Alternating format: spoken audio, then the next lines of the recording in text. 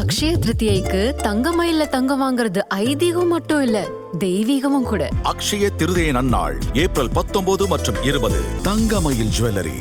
உலக அளவில் இந்தியா முதலிடத்தை பிடிக்கும் என்று அது பிரதமர் நரேந்திர மோடியால் மட்டுமே சாத்தியம் என்றும் ஆந்திர முதலமைச்சர் சந்திரபாபு நாயுடு தெரிவித்துள்ளார். தனியார் பத்திரிகை விருது வழங்கும் நிகழ்ச்சி ஒன்றில் கலந்து கொண்ட அவர் பல்வேறு கேள்விகளுக்கு பதிலளித்தார். அப்போது ஆந்திராவுக்கு இவ்வளவு வேகமாக நீங்கள் முதலீடுகளை ஈர்க்க காரணம் என்ன என்ற கேள்விக்கு பதிலளித்த அவர், கடந்த 45 ஆண்டுகளாக அரசியலில் இருப்பதால் பொருளாதார சீர்திருத்தங்களுக்கு முந்தைய மற்றும் பிந்தைய இந்தியாவை நான் பார்த்திருக்கிறேன்.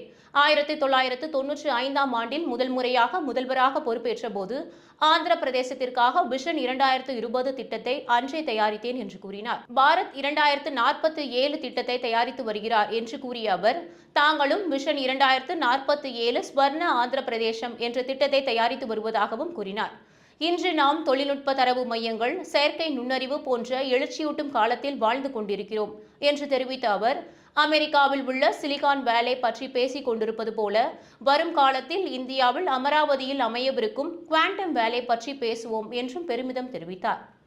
மேலும் மற்றொரு அமராவதி நகரத்தை கட்டியெழுப்ப கடவுள் ஒரு வாய்ப்பை வழங்கியுள்ளதாக கூறிய அவர், இது மக்களின் தலைநகரம் என்றும் சிறந்த ஆயுட்காலம் வேண்டும் என்றும் விரும்பும் எவரும் அமராவதிக்கு வந்து குடியேறுவார்கள் என்றும் உறுதியளித்தார்.